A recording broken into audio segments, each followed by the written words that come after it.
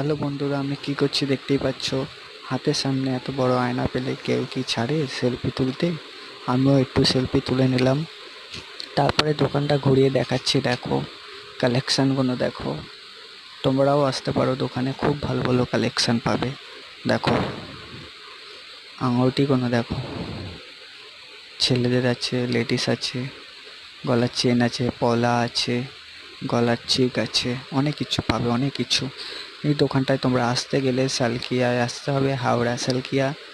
এই দোকানটা আছে সোনাপট্টি গলির ভেতরে। দোকানের নাম আছে নারায়ণ জুয়েলার্স।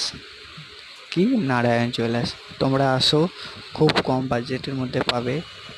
খুব ভালো, খুব ভালো দোকানটা। আমরা এই দোকান থেকে সব জিনিসপত্র নিই।